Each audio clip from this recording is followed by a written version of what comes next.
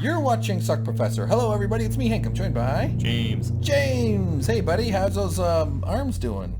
Good. Good? Yeah. That's good. Never been better.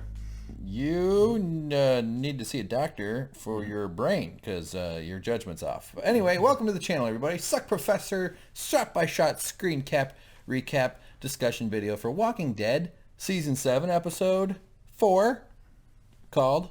Service! What a great title. Mm-hmm. This was an intense episode, actually. Not a very... They didn't move around. Yeah, the narrative stuff. didn't move a lot. Yeah. Not a whole lot happened, but what happened was interesting. It was important, and it serves to move the story forward and coalesce the relationship between the Saviors and the Alexandrian people. I would call this one kindling because it really added emotional kindling to some sort of explosive? That's not even a word.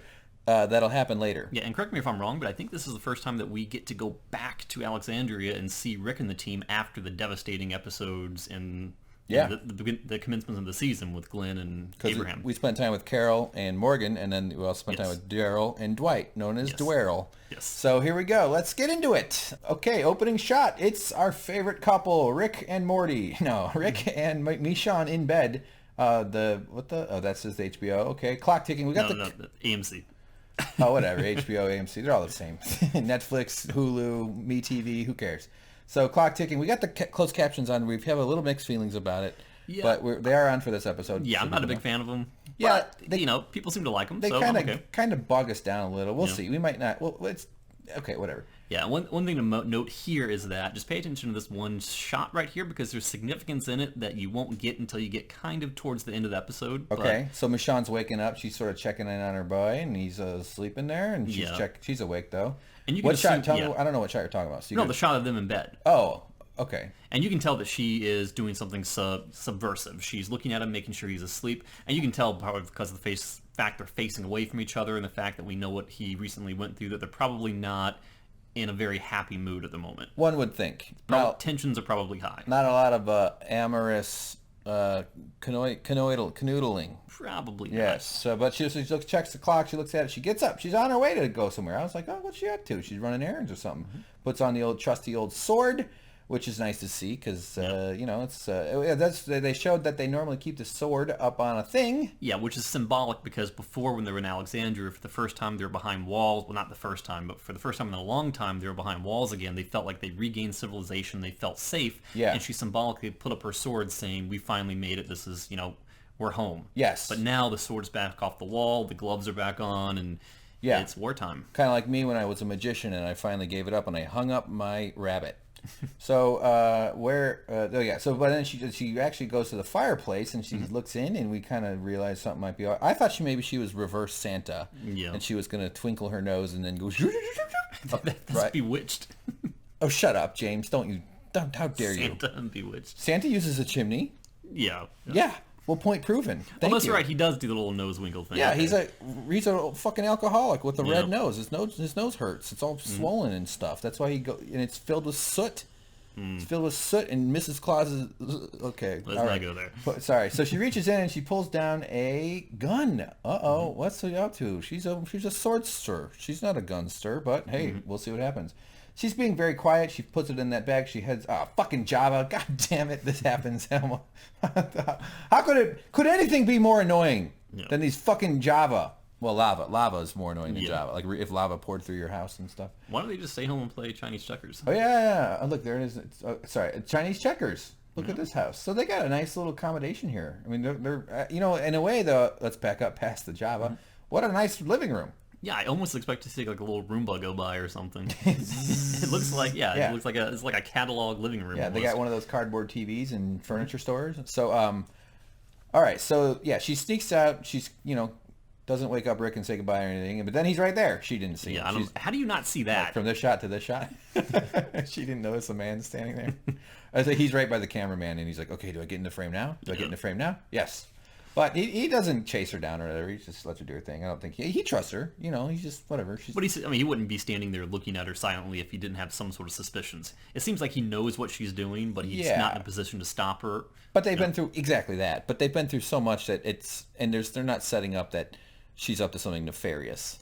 No, but the fact that she's obviously keeping something secret. She's keeping something from She him. doesn't want him to know she's going, even though he does know. That's true. She was going to the old bird chirpy crow caw fest that's going on here. So we got a big open field reminiscent of the opening scene. Yep. With that one shot of the guy in the suit walking back from work, who's not a zombie, he's just a commuter. Yeah, his car broke down. His car broke down. Yeah. What if she just brought out like Febreze and some wipes and she cleaned the car and it worked? Just like, sat and started going, had a little horn. It's just that easy. You just wipe it a couple times. So, not really sure what she's up to. She's kind of mysterious and tough too. You know, she sort of does her own thing. Bag thuds. Should mention that whoever does the captions for the show was in love with the word thud. This is the second thud already. Oh, is it? Yeah. Okay. Well, we'll see it a lot more. And we didn't get all the closed captions too. No. We missed some thuds and we missed some of the dialogue. But yeah, everything's a thud. Yeah. It's the only, so. I think this is where Elmer Thud shows up. Elmer Thud? No, that's terrible. That's funny. I retract that. My favorite band is Puddle of Thud. Yeah. Yeah. Just thud. Fuck you, thud. So chirping birds. Bird thuds. Bird thuds. Bone thuds in harmony. Hey, boom. That's good. Fucking nailed it. I almost just punched my monitor. I was pumping my fist. Okay, so that's a cool shot. So she sits on top of the car. She's doing some shit. She's pretty visible though. I mean, you're in the middle of the field, but all right, she's secure. So now we got a little baby, and Rick goes, "This is Judith." Yes, that is Judith, who looks to have grown up quite a bit since the last time I noticed her. A little aged? Yeah. Which makes sense because we don't really know the progression of time. She's not really prominent in the series. You don't see her too often. But she actually is more important in this episode than she's been in a very long time, which we'll find out near the end. Yeah. And as she gets bigger, they'll probably start giving her weapons and shoot her one of her eyes out. Yeah, and they might actually light her room so we can see her. Yeah. Well, that's okay. It's backlit. We're all good.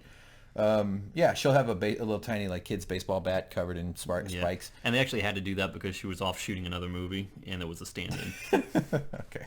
All right, so we've got Eugene. What's he doing? Well, he's doing what all pale, fat white guys do, myself included, playing with electronics. That's, of course, he's got one of the little tiny screw things, his fat fingers. He's not actually that big. He's fine. No. I'm talking about myself. Anybody? He's one of my favorite characters. I love Eugene. I like him, but I don't like the way he talks. I just find him obnoxious. Yeah, that had to grow on me for a while. Yeah. Vehicle approaching is actually the sound of his fart. That's Eugene thuds. Or it goes. It gets louder and louder. He thuds. It says Penny's thudding, and it's his poop. Okay, so yeah, he's doing something. I think we find out it's a radio. But look who pulls up. It's Rosita and a guy. Spencer. Who, as we know, is the son of... Spencer's Gifts. No. Captain Janeway. No. Well, I mean, in another life, yes. Pretty close. The woman who ran Alexandria. Deanna. Who is now deceased. Captain Catherine Deanna. And we know also from prior seasons that Spencer and Rick have had a kind of a strained relationship. He blames Rick for kind of leading their path, their group in the wrong direction. He resents him. In a way, he probably even blames Rick for his mother's death. Well, it wouldn't be totally irrational because everything kind of fell apart after these fuckers showed up. Yeah, they're not buddy-buddy. Alexandria had escaped a lot of this grief. It was inevitable. It was going to happen. It was too halcyonic. They had to go down. And the Neegan boys were probably going to come at them, you know? So they have a little interaction. Eugene's running the gate. Yeah. Right? So they're just telling him to open up the gate. Come on, dude, get out of here. And he's like, I don't know. He says something.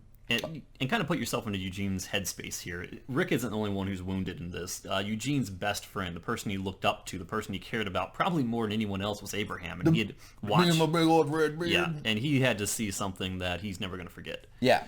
Saw his head turned into jelly. Yeah. And what do they offer? I don't believe they're asking him if he wants to go with. Yeah, right? They're going to go out scavenging because now they know they've got this looming obligation to the Saviors because he said, I'm going to be back in a week and you better have something for me or else someone dies. That's how the Saviors operate. So they're saying, okay, we better go out and scavenge. And it's kind of a daunting thing because one thing we know about the Alexandrians is that what they have the most of are guns. What they have the least of is food. That's been an established fact for a very long time. Right. They don't produce a lot. They kind of get by on what they've had in reserves for the longest time. And they've been scavenging, or at least the guys from Alexandria have been scavenging in a wide radius going outward from the main base for months and months, perhaps even years. We don't really know.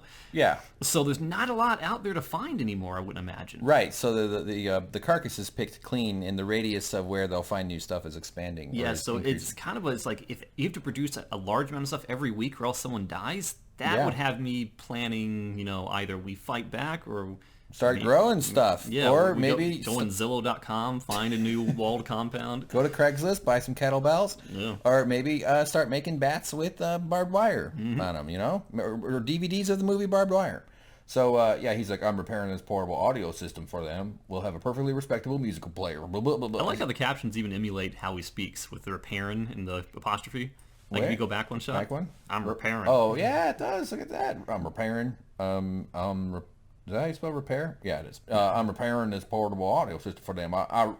Okay, so he's got that mechanical, and I'm doing my part to give them what they want. So they're all kind of on edge a little, though. Life is taking a real weird turn for this whole gang. Yeah, and just to be clear, when he said I wouldn't be up for that, Rosita kind of gave him crap, like, oh, of course you're not. Yeah. Because she sees him as weak and useless, and he's trying to defend himself, saying, no, I'm actually contributing. I'm doing what I'm good at. Yeah, he's putting the radio together. Why doesn't he just sing him a song?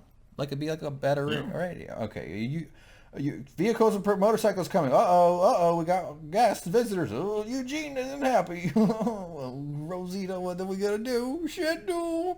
My buddy got killed, and I still have his blood on my face. That's his dried blood from Abraham's. That's one of his whiskers. That's one of his big weird. Okay, so they get out. Yeah. Oh no. Yeah, and there's no secret as to who that's gonna be. It's old Whistling Dixie, dickhead, more like. Yeah. It is our buddy swinging a bat. Dun dun dun. He is so theatrical. Little pig, little pig. Yeah. Let me in. Bang. He is such a theatrical person. Yeah. And did you know much about this guy before Jeffrey Dean Morgan, before he came on The Walking Dead? The actor, no. I knew him from, he was the comedian, I think, in Watchmen. Oh, yeah. I like that role. And he was the father figure in the early seasons of Supernatural, which... Never saw it. Not the greatest, but, you know. Sure. I think he's nailing this role. Oh, totally. I'd say. And we know that, like, when the Blu-rays come out, he's going to go full Negan. I think they reshoot every scene twice. Yeah. And he's dropping his usual Negan F-bombs from what I read, from what I think, which is a genius move for selling Blu-rays. Oh, totally. If you're a fan of this and you want to get, like, 1,800... swears, you can either come to the Suckprofessor fucking channel or buy the Blu-ray, right? Yeah, I mean, whenever he's on screen, I can't get enough of this guy. He's hilarious. He's charismatic. He's got that lean he always does. Yeah. That sinister smile. You never know when he's going to go crazy and do something horrible. Not only does he have a lean, but he is lean, too. Yeah. He's imposing, and he's psychological, and the character's well written, but it's extremely well acted, too. So it's a little over the top, I gotta say. But it is, but it needs to be, because that's who Negan is. Yeah, also it's a good contrast to Rick's stoic confidence and stoic sort of do the right thing, be a good guy kind of leadership. Yeah.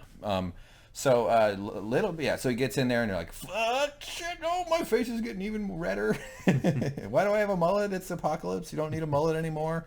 So they open it up and the guy kind of hesitates to open it and he's like, you better be joking. Negan, Lucy, he's always, every single moment though, but he's introducing this guy.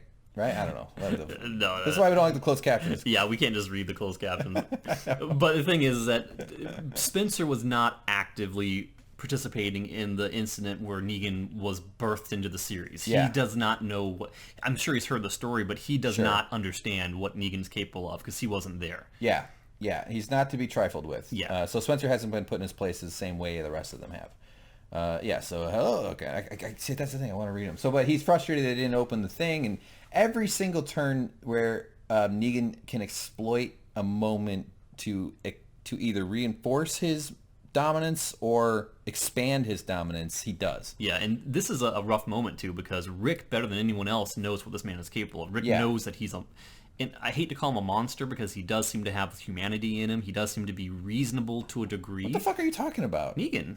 Yeah, I know. He's not. He is a monster. He's not reasonable at all. But he's not completely. But that's a manipulative psychopath tactic. It's not like, oh, hey, Hitler had some kittens. Right. But he caught Rick outside the walls where Rick was vulnerable, and Rick suffered horribly because of that. Yeah. But now the monster's at the gate, and Rick, who has been charged with protecting his people for so long, has to make that hard decision to open the gate and let in what he knows is chaos. Yes, but of course he's early. That's really what's going on. He just shows up, and Rick, which is a power play. Rick has to choose every word very carefully because Negan can be set off quite quickly. And I missed you, okay. And that's right. A walker shows up.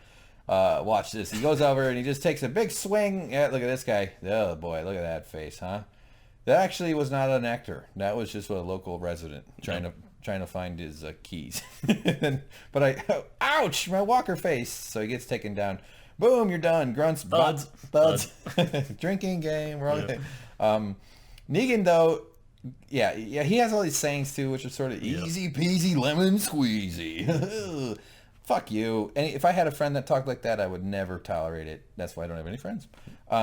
He's got his gang, his boys. These are these guys. Hey, buddy, it's a little too hot for a knit cap, okay? Yeah, come on. Kind of looks like, what's that reality show about killing ducks? Tool Academy. No, but the duck killing show. Duck Dynasty. That's what it reminds me of. You're thinking of the Real Housewives of Beverly Hills. Yes. Yeah. Those women, they just, the first 20 minutes are about their nails, and the last 10 minutes are about how they go to the park and chase down ducks and murder them with their teeth.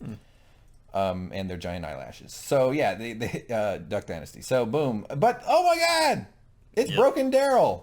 Broken down Daryl. He's fucked. And you know he doesn't need Daryl there to help him. He brought Daryl as a pawn, as something to dangle over Rick's head. Yes. Well, his whole leverage is basically two things. We're going to kill Daryl, or we're bigger and stronger than you. Yeah, I think he even says, he says it again in this episode, but he says it in a prior episode. I think in the first one, it's like, I'll make you come and cut parts off of him. Yeah. And I think he might say it again in this episode. He does say that in this episode. He reiterates what he said originally. Yeah, and he's like, I wear 2 belts. No, that's not true. It's actually, this belt is part of the bottom of the jacket, okay? Almost tricked everybody, James. Belt doesn't look like it's working that well, though. Not really. He's got that long body. If I had a long body like that, without the belly, I would totally be like, look at my waist, girls. And does he only wear the glove on his swinging hand? Yeah, of course. He's a baseball player. Oh. Don't you understand? Haven't you ever watched softball? Do I bash some Ginger's dome in? Yes. You're reading them all. I can't not read them. They're there. So anyway, he basically tries to take credit for killing the zombie he just killed, as if that was some sort of big deal. Yeah, which is where the title of the episode comes from. He knows this is like a mafia extortion thing. He's not doing anything to help them. He's like parading around going, I just saved you from a walker. That's service. It'd be like if a moth came at James and I leapt into action and beat it with a baseball bat. Yeah, and then I was like, James, I just saved your life. Now give me half your stuff. Give me and or I'll kill you. I take your phone and I snap it in half and walk off. Thank you, bitch. And I take all your food, which is mostly receipts. Yeah. So this is a superpower movie. It gives Rick his fucking bat. He gives him Lucille. Not only does it say you're now my bag boy, you're my coat check guy. You take my orders. But you're holding a bloody implement of death that I used on your cherished people. Yeah. And I'm just walking away from you because I also know that I have you in a position where you wouldn't dare turn and strike me down. Yeah. So this is a bad day for Rick. We're starting out, and Rick, this actor, Jimmy British Face, whatever his name is. Andrew Lincoln. Thank you. I was close. He's got to do a lot of like simmering, just like a lot of bubbling under the surface, but self-control stuff. So, man. And then boom, the intro. Andrew Lincoln. Oh yeah, Andrew Lincoln. Danica, whatever that is. Okay, we don't have them all. I did take this one though because this is in the intro. You see a baseball bat. I do not recall this in previous seasons. Well, it may not have been because you see that's the title card for Jeffrey Dean Morgan, who was Negan. Yeah, with the iron. What do you think? Iron in the fire. Well, I remember when he ironed Dwight's face. We didn't see it, but that's part of the punishment that he enacts on people who defy him. Yeah. We probably will see this later on. It's his torture room or something. And then cracks in the facade. No, that's not what that is at all. But all right. Oh yeah. And then this is our favorite guy, the commuter on his way home. Not a zombie. Just been there all seasons though. Back to the show. Hot diggity dog. Do you remember this particular scene? It was like a rapid snap zoom outward. Oh yeah. It was the weirdest thing I've ever seen. It made no sense. These two shots started here, then all of a sudden it just snapped back in one take. I was like, what is this? Happy Days? I mean, that took me by surprise. It was a very interesting choice. It's like maybe the DP is getting bored. That's the director of photography or something. But like, they really. It was weird. I mean, it worked though. I mean, they kept the camera still, meaning like it didn't move. I think that would have been disorienting. So, but yeah, all of a sudden, and it kind of had that almost like Up With People, Schoolhouse Rock kind of like look at us, because it like revealed the crowd is what it did. Right. I mean, and that was effective, but it didn't have that. It didn't feel like a dramatic shot. It felt like a comical, tongue-in-cheek camera move. It was risky. It's different. It's a little more artsy, I guess. Crazy, kooky. Who knew? But also look at all the trucks. I mean, these guys, these dudes arrived, man. They are there. This is the worst Dungeons and Dragons group I've ever seen. JK, I've never seen any Wow, this is also their first time seeing Alexandria. Like, you guys really got it made. What a beautiful town you all live in here. This is something else. And he sort of just rubs Daryl in Rick's face. Well, yeah, Rick tries to talk to Daryl, and he's like, no, you do not do that. He's the help. He's not to be spoken to. And I don't want to read it, but, Read it! And don't, he's basically, I'm not going to make you chop anything off of him. He's basically threatening him. It's like, you know what? If you break my rules, if you talk to this guy, I'm not going to punish you. Yeah. I'm going to punish him, and I'm going to have you do it, which is extra evil. Yeah, and then he leans into Rosita and he whispers, low-key sinister music plays. Sure. That's actually low-key sinister music. And so he gets in her face, which I didn't like. He's intimidating her and making her feel uncomfortable. That was shitty of him. So he's just strutting around with his big Neegan dick, his big barbed wire wrapped phallus going, I'm the boss, I'm in charge, this is how it's going to be. And so Neegan goes, and then he kind of is basically telling him, I'm here to take all your stuff, fuck faces. Yeah, and this is a really important part of the relationship between Neegan and Rick in this episode, because the agreement was that he gets half of their stuff. So Rick foolishly thought that he could just go and segregate and set aside rations and supplies and say, okay, Neegan, here's half our stuff, take it and go. Yeah. As though Rick still has some sort of sway in this transaction. Yeah. And he's like, no, you don't get to make the call. I tell you what half your stuff is, and clearly it's more than half their stuff. Yeah. And it's stuff that they would never have dreamed of giving away, most likely. They're going to ransack the town, basically. Yeah, basically. And that's dumb business. You let them have enough to thrive on so that you can get your 10% or your 20% taste, not your 50 or your 70% taste. Right. But the fact that this is the first time they're coming in, and this is the first time that all the townspeople are seeing this group, they need to make an impression. They need to assert themselves, saying, you don't screw with us. We're going to make perhaps a non-violent impression, but we're going to do to you what we've already done to your small group of elites that we've already met out in the woods. Yeah, and it's working out for them so far. Yeah. Real quick, in this scene, though, they got married. Nice. They just had a wedding and they got married. Rick has to take it. He's got no choice. So move out. So he sends his gang in. And we kind of learned before. Sorry to interrupt you. Interrupt if you go back like one screen.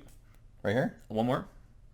That woman, can you point to her right there? She seems to be like a general in charge of the Saviors. She's like the right-hand man next to Dwight for Neegan. Yeah. So I think she's going to be a big character going forward. Okay, you're going to see more of her. Yeah, she's sort of, they always have a couple. I think her name was like Arat or something like that. Arat. Arat.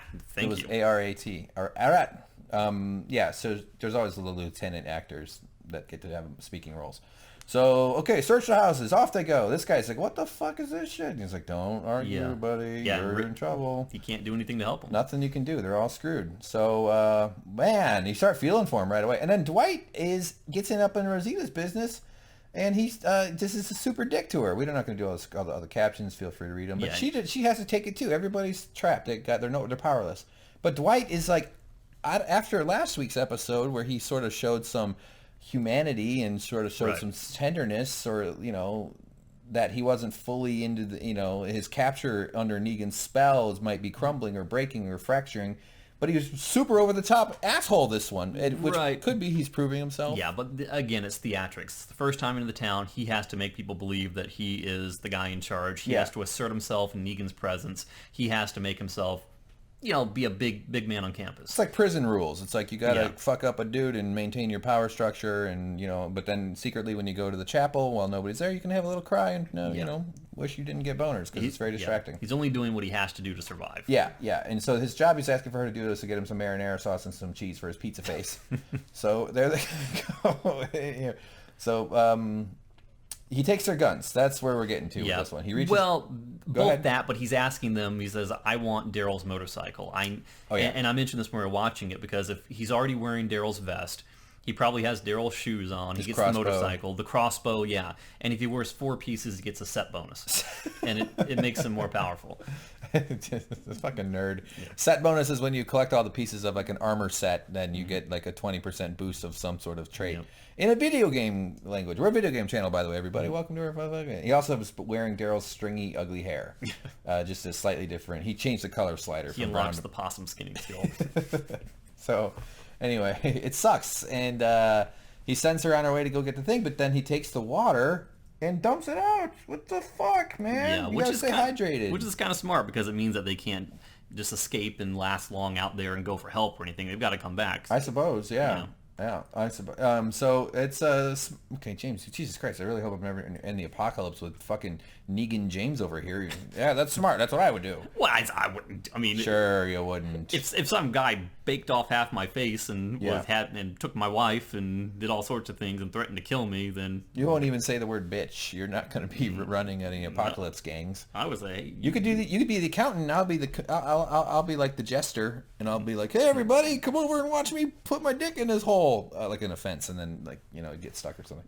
All right, engine, because humor will degrade as well as society will. Okay, she off she goes. Who is that? Oh, it's I forgot her name. Michonne. She sees something. What could it be? Oh, good. It's just a Carrot Top. It's Carrot Top out for a morning run, growling in the distance, as Carrot Top does. So Michonne lines it up, and pow! What happens? She misses. Oops. She keeps shooting. Booms, boom. She can't hit him. This is sort of interesting. She's such a fighter and a toughie, but she's never really been a gun shooter, babe. Like you mentioned before, you don't typically see her with that. She's her melee skill is much better than her ranged. Yes, good way to go. And her sniper skill especially is brutal. She knows that slashing damage is better than piercing. Indeed, and she's got the katana, which is extremely powerful. So she hops down and whips out her primary weapon and hiya! Oh, turned him into a casserole. That's ugly. That is like a Thanksgiving brain pizza. Ew. My brother has a mold that's a jello mold, and you make a brain, and there's a special pink like jello for it, and cut it up and you feed it to kids, and it's really fucking freaky, especially if you make the kids cry while they eat it. So he chopped him up. So we know what she's doing out there. She's practicing skills that she's not good at, because after hearing the recounting of the tale from Rick, actually no, she was there. What am I talking about? She was actually there. She was one of the ones that experienced the horrors of Neegan and the Saviors. So she knows that war is coming. She's not going to sit back and die. She's going to fight. She's going to level up, and she's out to train. Of course, though, she missed, and guess what happened? Oh my God, she hit a deer. Either that or the zombie had just been beating up the deer or something. No, she shot the deer.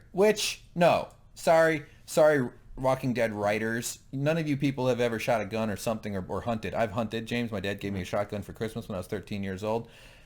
That doesn't happen. You're not going to hit a fucking deer if you miss by shooting a zombie in the thing. I mean, I guess it's physically possible, but it's such a writer thing to do. Oh, then there's a deer in the woods, so just killed it. Come on. At most, you might wing it. Knock off its tail. Anyway, that's not a big point. So she squats down and she's like, shit, now I got to deal with this fucking deer. Oh, dear. She goes, John Deere stocks are way down. No, she looks at it and goes, doe. Yeah. Doe. Oh, honey. A female deer. A female deer. Thank you, James. Good one. Way to really dumb it down. No. I'm just kidding. That's the most literary thing anybody's ever said here. And you were talking about a movie, not even a book. So what the fuck? These assholes are taking fucking furniture. James, this is just the kind of thing that tickles my balls. And here's him in with his folksy sayings. They're taking their stuff. They're just hauling off their crap. This is what James said. They're ransacking. Yeah. They're more like walk-sacking. Yeah, you can pretty much be assured that Rick did not set aside half their furniture, too.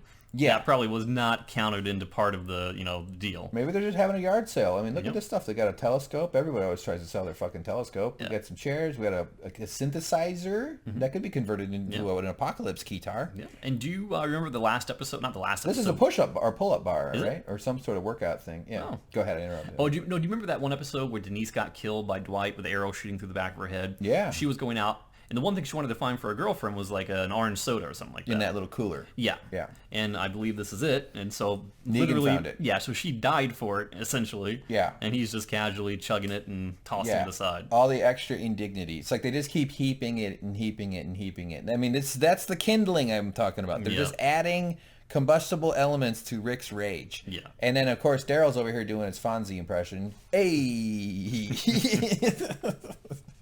Why did I say that?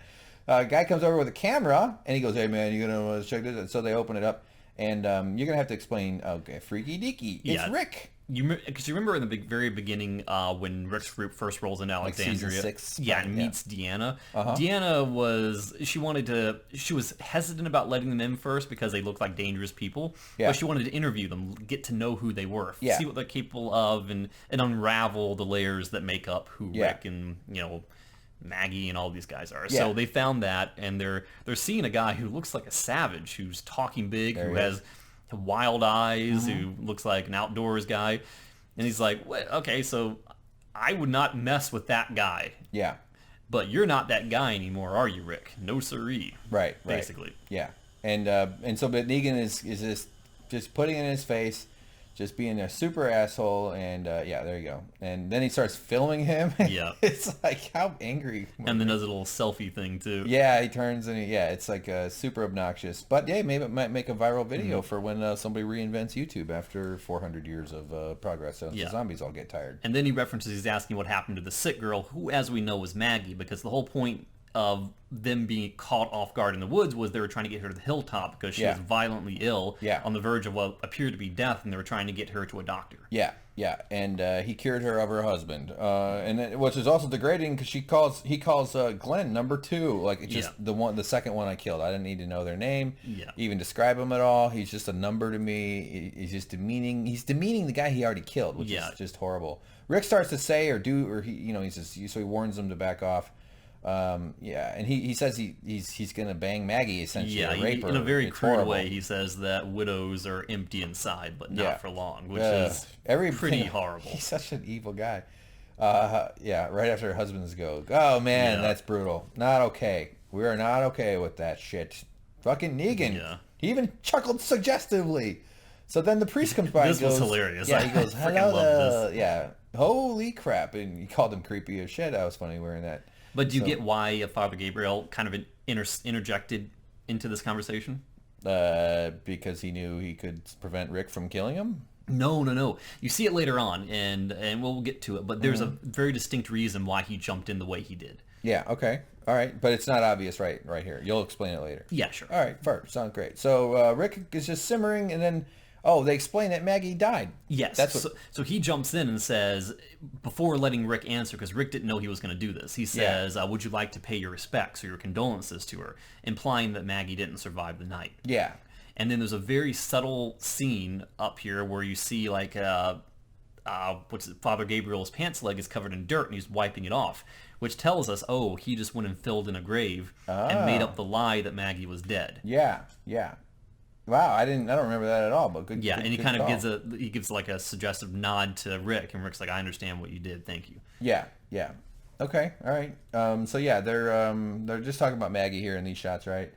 Negan's doing his fucking manipulation thing, saying how he was going to take her back with him, how you'd be surprised how easily a guy like me could get someone even after killing her husband in front of her. Doesn't seem like he'd be easy to trick. I mean, it's risky. Any trickery is risky. I was thinking of this time, he was like, well, why don't we dig her up and say hello or something like that. I was expecting that because he could force them to do it. Yeah. What's stopping him? He's not going to do the work. It was a big gamble. Yeah, for sure. So gunshot, is that the thing you said later on why he's in the scene? Yeah. More? Okay. So it actually was right there. Yeah, and later on they briefly speak about it to confirm that that's what was going on. Got it. So we hear a gunshot, and Negan gets he gets real intense. He just takes off right away. And Rick is just giving him the old daggers. Then Carl, what the fuck? Carl with his kooky 70s rock star hair, and he's missing an eye, and he's got a gun. Well, the whole thing is they're trying to take half of Carl's shampoo stash, and he's like, no, I need this for, my Pantene Pro V is staying with me. I need this jar of olive oil to keep my coat looking clean and fresh and glowing. But this part did bother me a lot because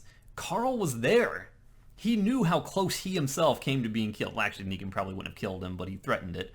Yeah. Well, Negan could have easily killed Carl if he wanted to. Yes, and Carl also knows that defying the Saviors, defying Negan, gets other people killed. All right. So what does he think he's doing here? Okay, Bill Belichick. All right, let me explain something to you. You are a man from a distance with a reasonable head. These are highly stressed out people in terrible living and survival conditions. People don't always make the right choices. People often make dumb choices, even under the best of circumstances. And so I don't fault anybody, especially, and here's my coup de grace, a fucking teen. Teens are dumb. They make bad calls all the time. Sorry if anybody's watching a teen. I was a teen once. I'm still dumb, all right? What I'm saying, though, I take it back about teens being dumb. Teens are impulsive. So if anybody of this group is going to make a dumb move, like try to shoot a dude with a gun in this situation, it'll be the teen, Carl.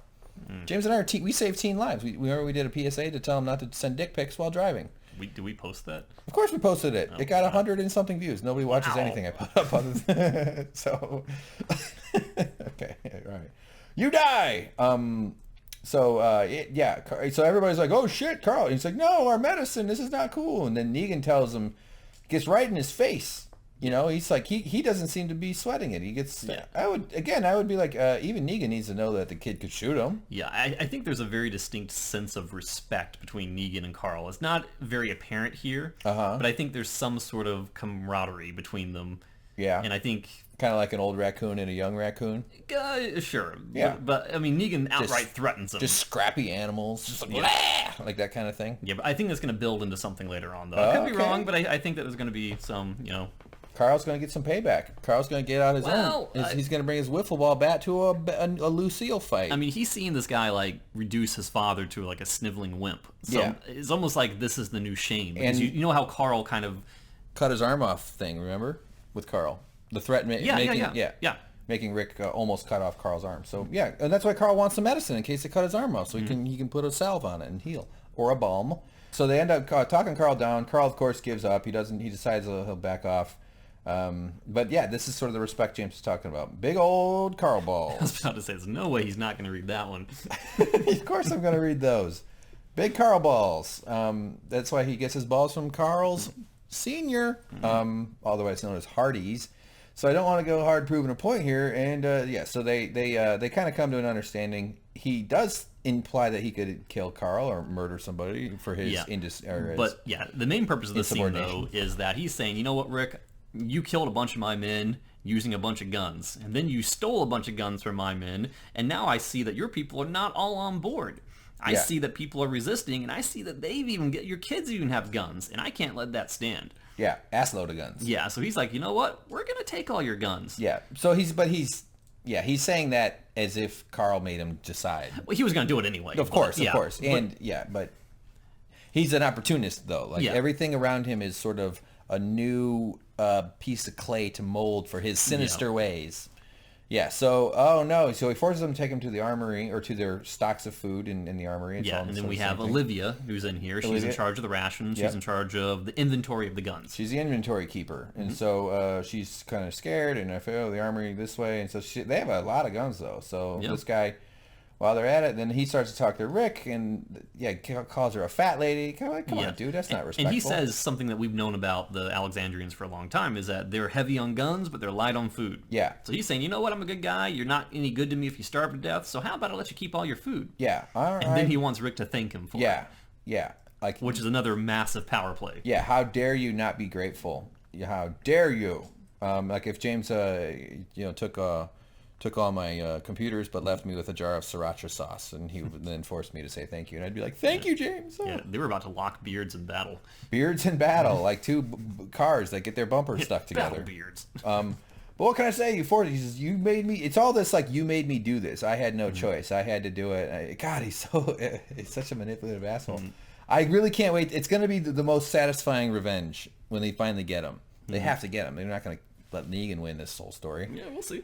Oh, will we? Yeah, we will. All right. So anyway, that's and he also wants all the guns, and he's just like, Jesus, Rick just can't do anything. It's poor Rick, poor old Ricky Poo.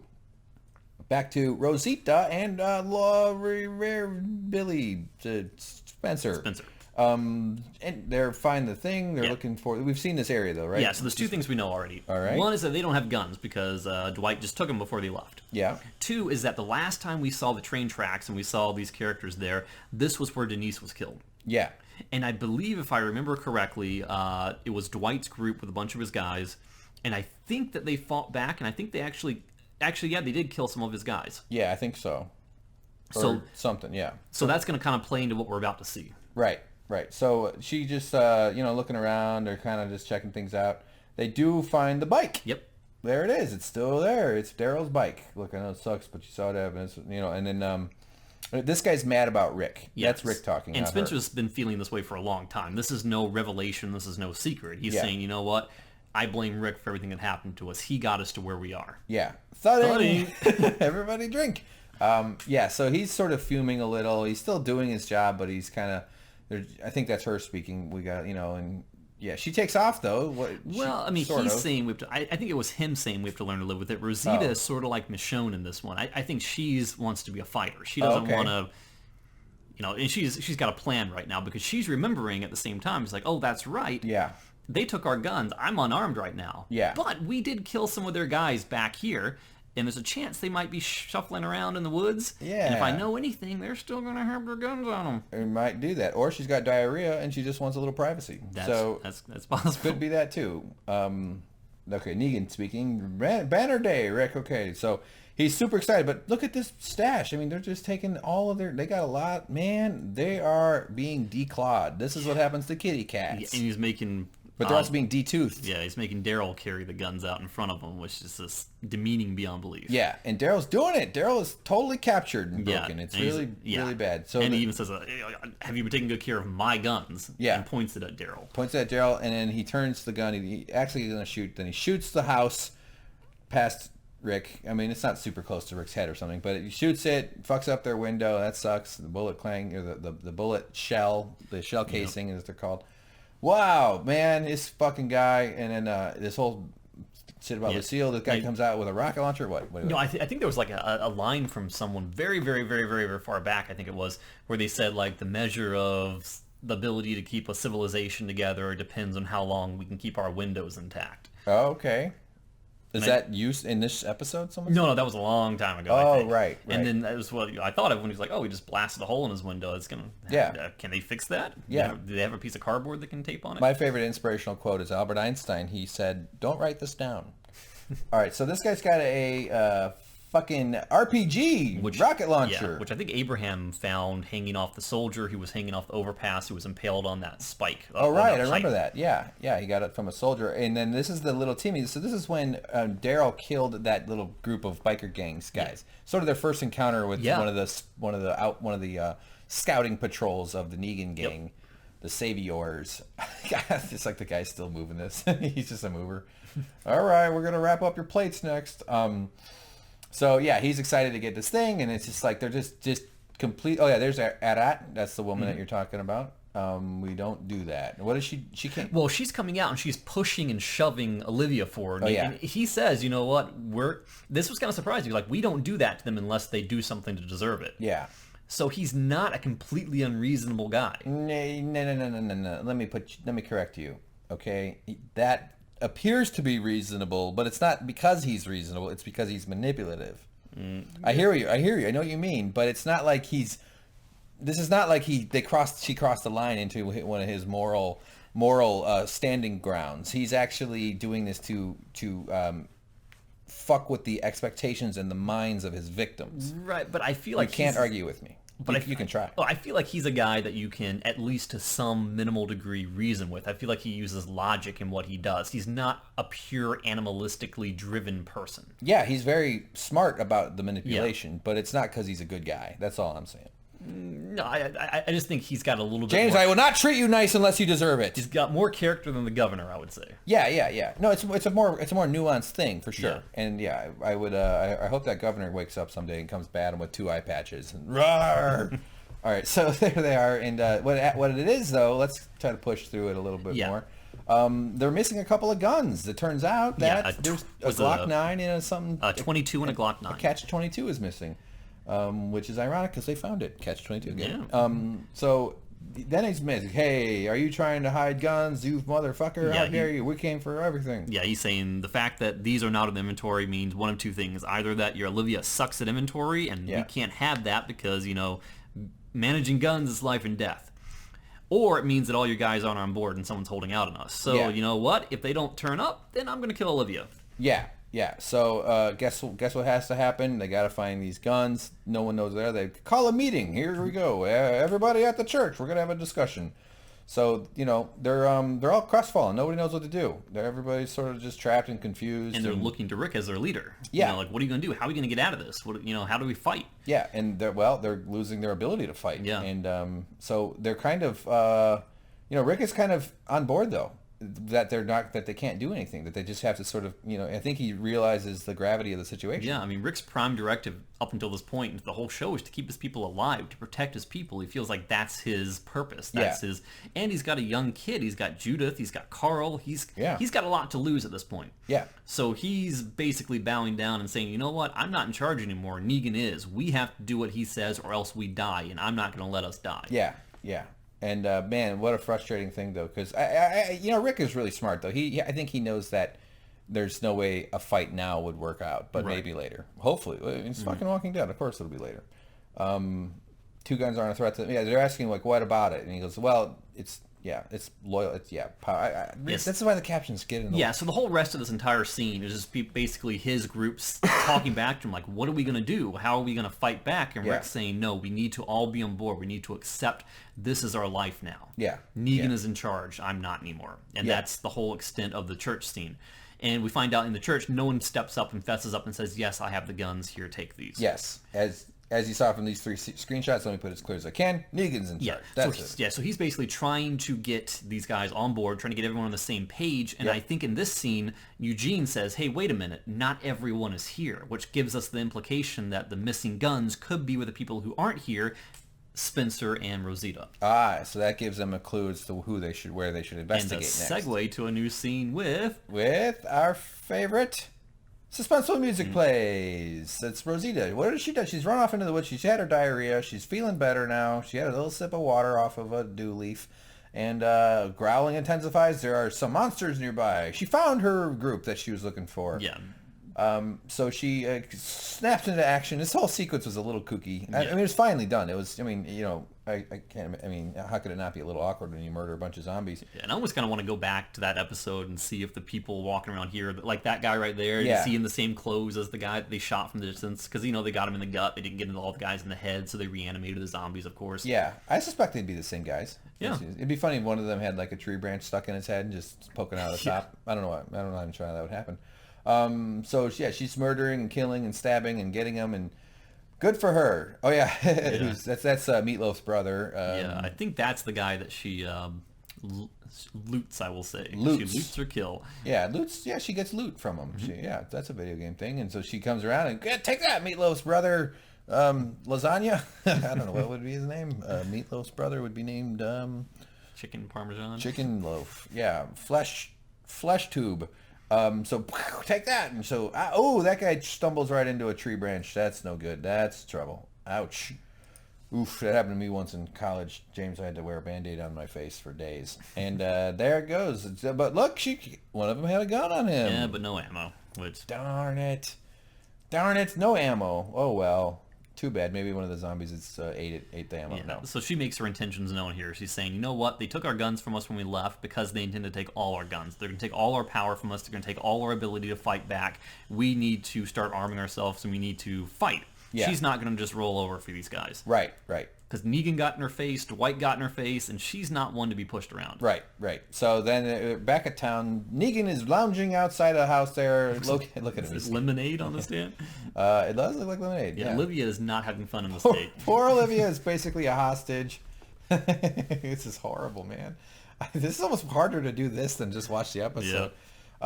Rick is tearing the place apart. He's looking for stuff. He's just tearing books off the thing. And hey, dude, respect the library, okay, pal? They don't like it when you do that at the library or when you jack off in the computer room. Okay, nothing. We can't find it. What do we do? There's no beating this. We're just going to have to get used to this new life, man. And this is when they have that exchange saying, by the way, thank you for doing what you did earlier to protect Maggie. We don't know where Maggie is right now. We can only assume that they took her to the hilltop afterwards to get her the help she needed. Yeah, it's probably a safe bet. Yeah. Or she's hiding underneath something. And they're saying that we've checked other houses. We checked Rosita's house because she's out of town to see if maybe she was hiding the gun somewhere. We came up with nothing. Yep. He's going to go back and check Deanna's office. And nope. But luckily, a lucky floorboard creak because it attracts Rick's attention. He looks down. There's something. He tears off the little vent grate cover thing. And there's all kinds of stuff. There's like food and whiskey and a bunch of shit. And, Rick does a watch. He put on a watch. No, what if he put on a whole bunch of watches? No, I don't know. Okay. So, yeah, Rick is onto something, though. He's digging in there. He's just very much found the thing that's going to solve the case. And he pulls out an old bag, dumps it out. Guess what it is, everybody? Wow, I was really nailing the screenshots of this one. What the fuck? Yeah. I don't remember hitting it this much. I wouldn't have been that excited.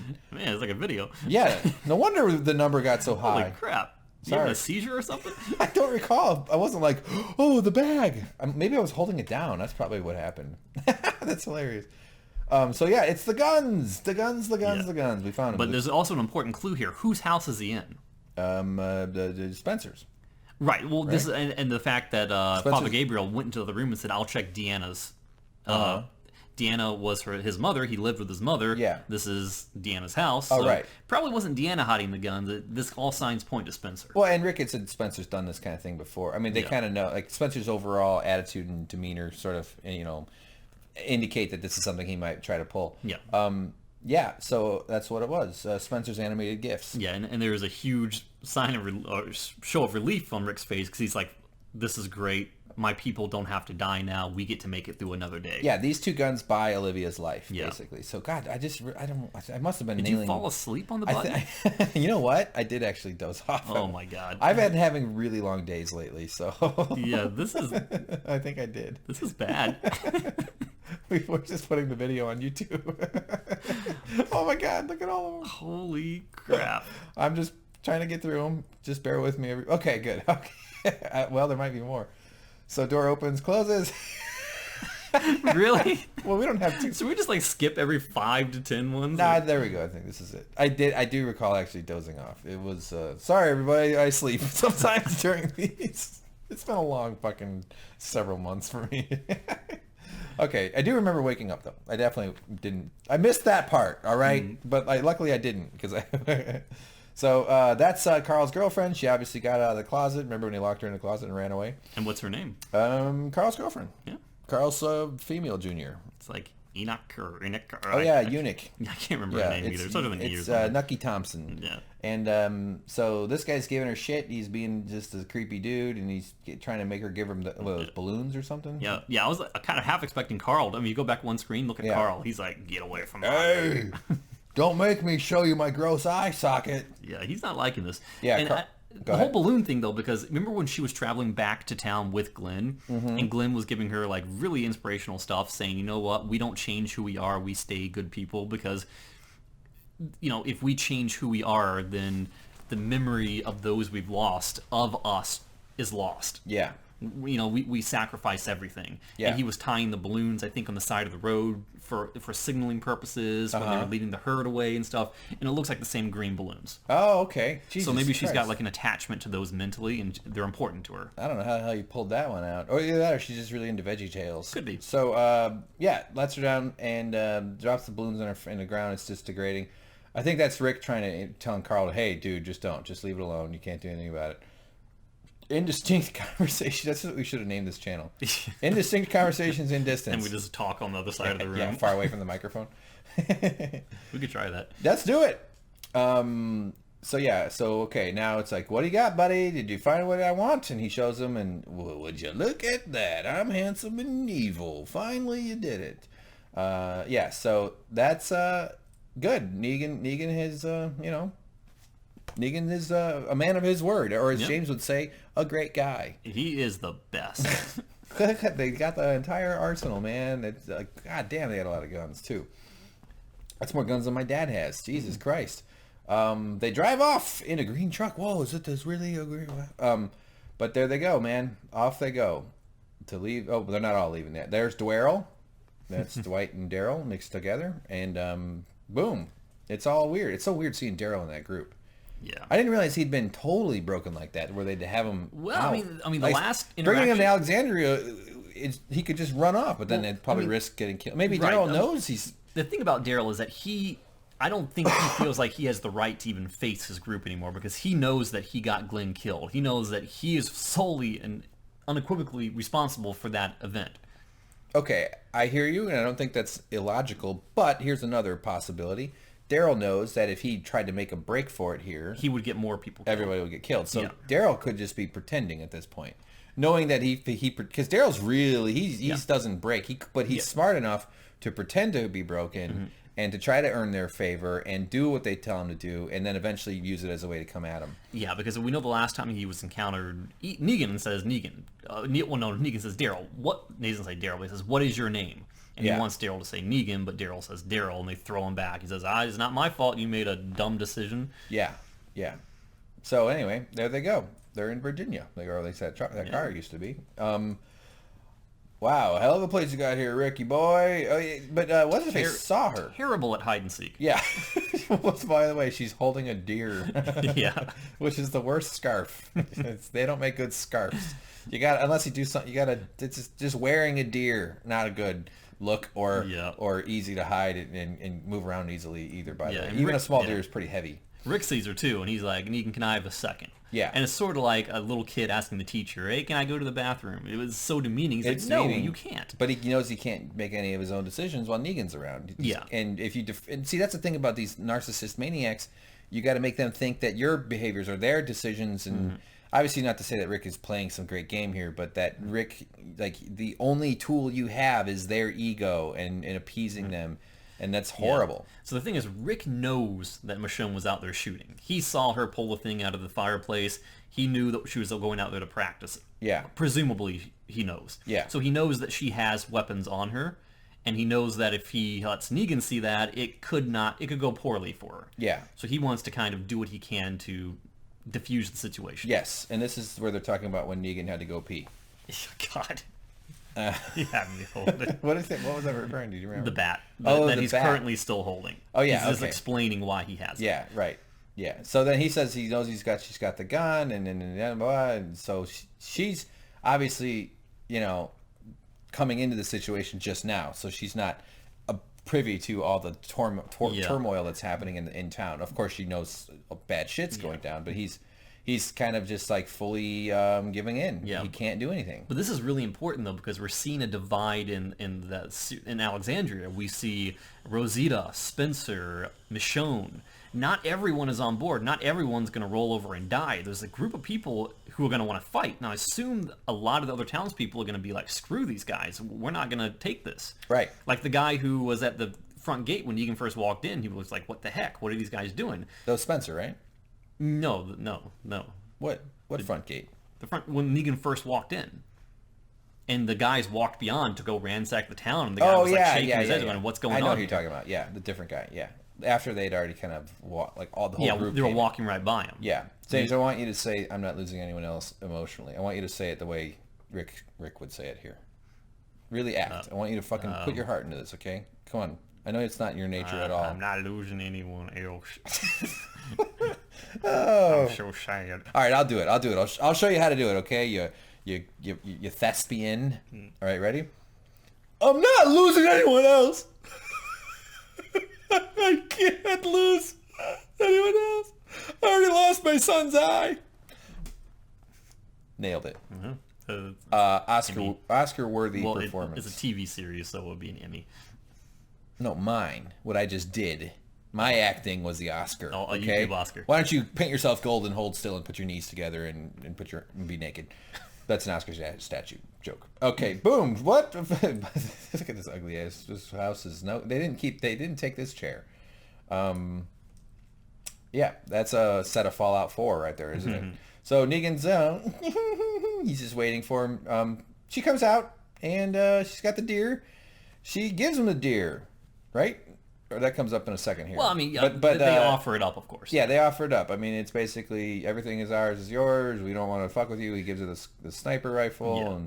And he explains, this wasn't on the inventory because this never came into our boundaries. We used it at the outskirts for hunting, Yeah. Also, don't do the fucking inventory. That's the lesson of the show. Don't do inventories during the apocalypse. Maybe for the canned goods, not for the guns. You probably should do an inventory. James, you'd be the inventory guy. I'd name you Olivia and make you just distribute yams. And then I'd threaten you with a wiffle bat and be like, James, pickety pie, James. Good for you, Rick. So Negan sees this gesture and takes it well. Everything is just a manipulation opportunity, though. But see, this is the price, though. Rick is hoping that he can get Daryl to stay because he's actually thinking, okay, I gave you something you didn't ask for. Maybe you give me something. I'm going to, And no, he's Oh, no. He gives Daryl the option to, you know. No, but he knows he's not going to do it. Yeah. Because he says, if I'm going to prove to you that how much I have Daryl. Yeah. So they do that, and Daryl, of course, just takes it. Nothing. Daryl just walks off. Negan gives him that knowing smile, which is really annoying, and a little chuckle. That's got to be angry. Mm-hmm. Chuckles should be the sequel to Chucky, the killer doll. James got a text, everybody. Look at this guy. He is like a randy teen. So let's keep pushing here. Well, you tried. Negan's consoling him. It's not much consolation. It's really frustrating. I'm talking to, there we go. James is back from texting. Yep. Hey, James. I got 10 minutes. Put the phone down, okay, playboy? All right. Earn for me. So he just tells him that your job is to earn. All you're going to do is earn. You're my bitch. Carcass thuds. Yes. That's where she gives up the deer. She's like, fuck you. There's your earning, you son of a bitch. I wish she'd chopped it in half with her sword. That would have been kind of fun. Just hacked apart the deer. Yeah. I'm actually kind of surprised that he didn't take her sword from her. Yeah, like why would he leave her with that thing? Yeah. Right? I mean, they can always make spears. So, well, there it is. Chuckles. So, and then they take Daryl's bike. Well, Dwight comes because he's sitting them out after it. Right, but they came back with it. They show up with it. Yeah. And it's their bike, and blowing up. Wow, the only person I talk to on my phone is Siri. So yeah, the dude tells him, we took all your guns, most of your beds. Did you find anything else out there? And she's like, no, fuck off, you asshole. She doesn't want anything to do with this guy. So Daryl, Dwight, man, it's really hard to do this without James. Dwight tells Daryl, you can have it back. To play with him, though. He doesn't mean it, right? Well, I think he does mean it because he's saying you can live like a king if you just give in. He's encouraging Daryl to give in because he doesn't want to see Daryl suffer like this. Well, I genuinely don't think he wants. I think it's going to end up that he and Daryl. I think Dwight is the key to this whole thing. He's the one that's going to help them get in somehow, or crumble it, or they're going to break in and take their armory and arm themselves. But Dwight, because the whole episode with Daryl and Dwight was about showing that Daryl is swayable. Yeah. And isn't fully happy there. So yeah, all right. So Negan wants to get him out, and he goes, "Should we leave? Yeah, please. I think that'd be good. All right. And thank you very much." This line that's coming up is disgusting, but it sums up the entire episode. Okay. Walker growling in the distance. That line? No. Oh, Walker Texas Ranger growling in the distance. No. All right. So he goes, "You need our help." Davey, hand me that candlestick. I think we're both going to come out of this winners. Watch my form. And do I have it, James? I might not. It's coming up in the next, like I say, 10. Oh, okay. All right. So there he goes. He's got the thing, and pow! He hits him with his candlestick. Splat. Look at that. Splat. Guts squishing. It's not really guts. What guts would be if he hit him in the belly. Yeah, that is a bit wrong. It should say sinuses. My face guts. Face guts. Oh, gosh. That's grisly. And so there it is. Yep. Drops it. And he, oh wait, as he's leaving, come on, I wasn't going to do it. There it is. I'm waiting for this big line. Yeah, this line. Yeah. This is the ultimate, like. And hopefully you got the next one too. Yeah, I think I did. And you thanked me for it. Those 2 screenshots right there is all you need to sum up this episode. Yes, summarizes the entire episode. I mean, this is what Negan does to every group. Negan does this to everybody. He keeps and his own people, and he lets them know, and he doesn't hide it, and he's such an evil bitch, and it really is horrible. So they drive off, and they're left without without their guns and with some dead corpses to clean up. They gotta have zombies for dinner. Both trucks run over that poor PA right there. But which by the way, his legs were totally fine after the trucks ran him over. see the legs? They would have snapped. This shin would have gone. Oh, they got the deer. There it is. Oh no, your bag of diapers.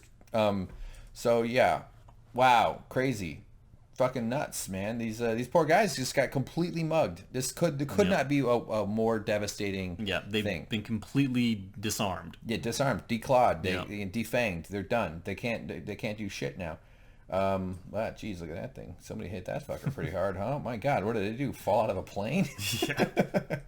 So they got nothing. There's Daryl off and Mercy for the lost vengeance for the plunderers. Do you think looking at that, Rick's basically foreshadowing that he's going to get vengeance on those who plundered him?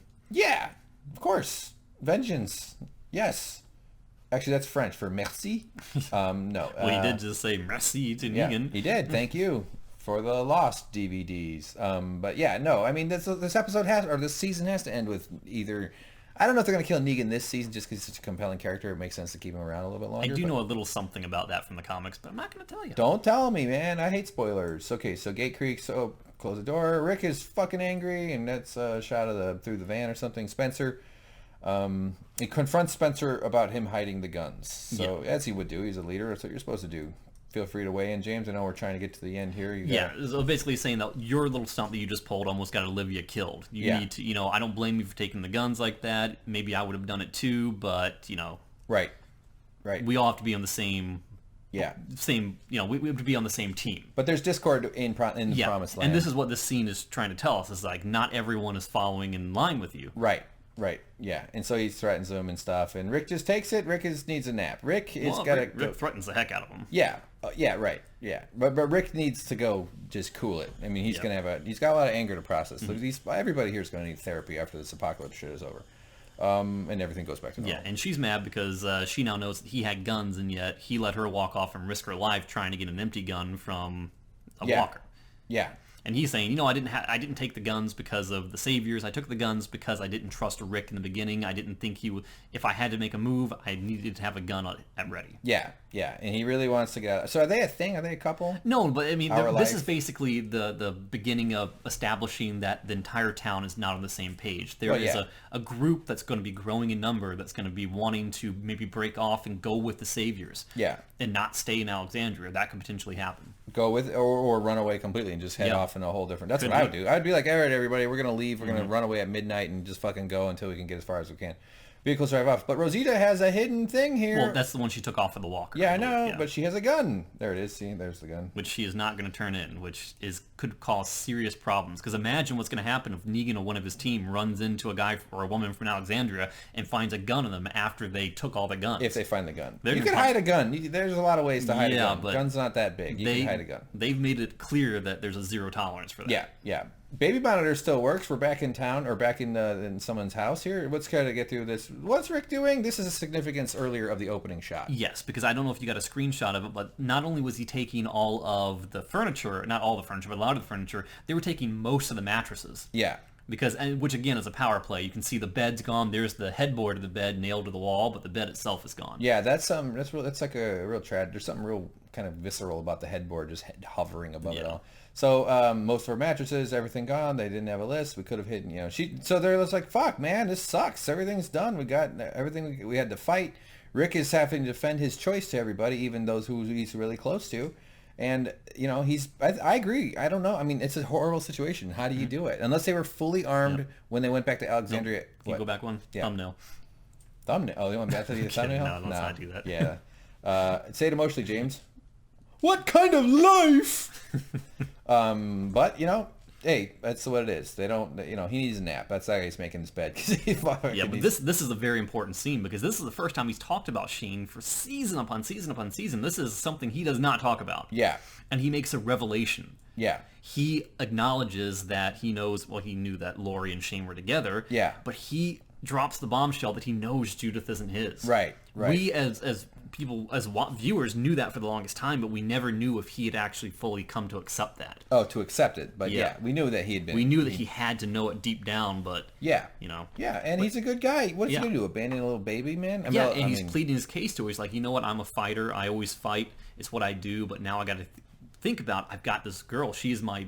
For all basic purposes, she's my daughter. I'm not going to let anything happen to her. I have a lot to lose here. I'm going to protect people, and if protecting you guys means falling down, eating crow, that's what I'm going to do. Yeah, and he's like, I got to get this girl up. She's going to have to teach her how to swing guns and shoot guns and be a machete killer. And besides, my son only has one eye. Yeah. I need a better daughter.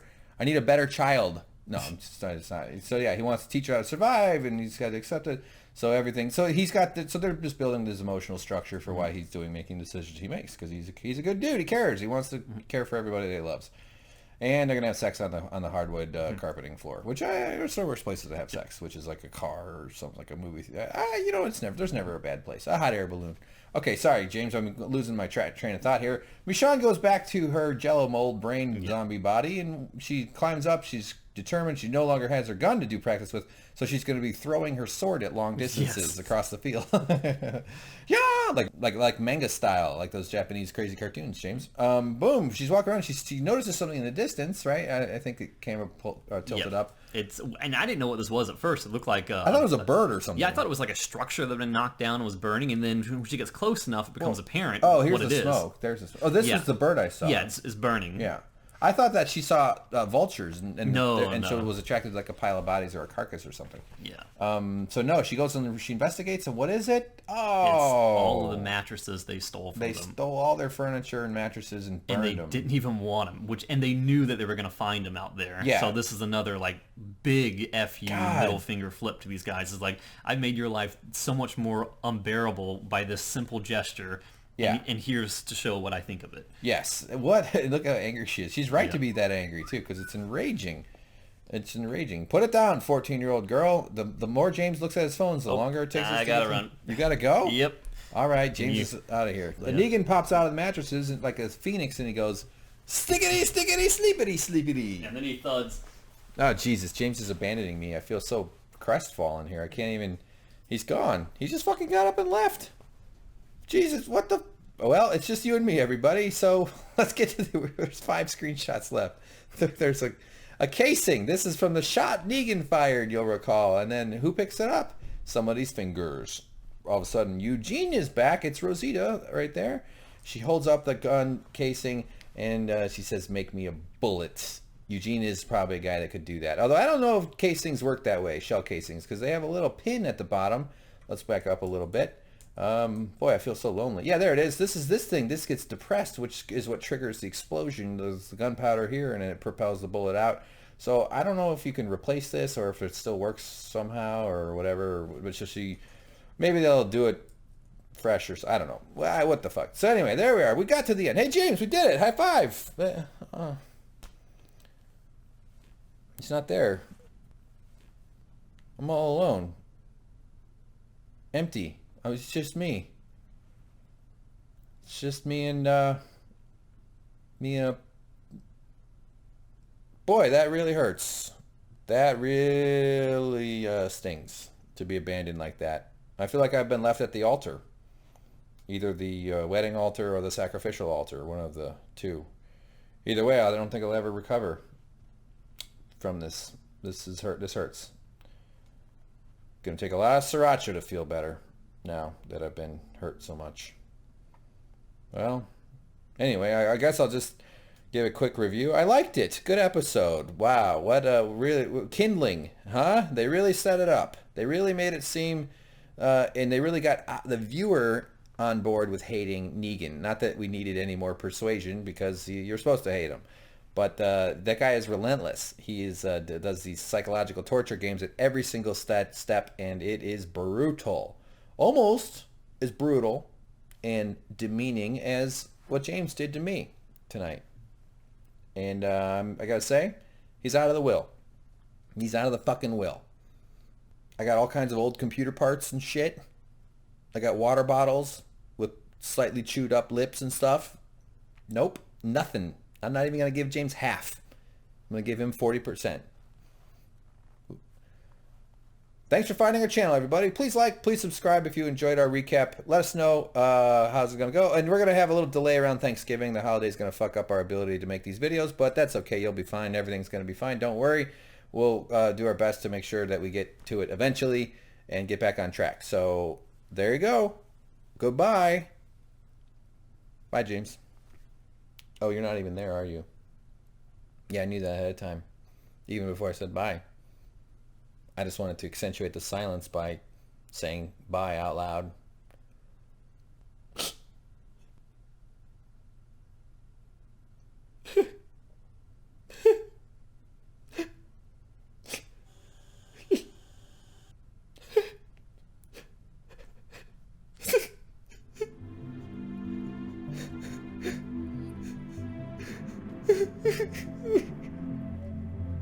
Pain. Thuds.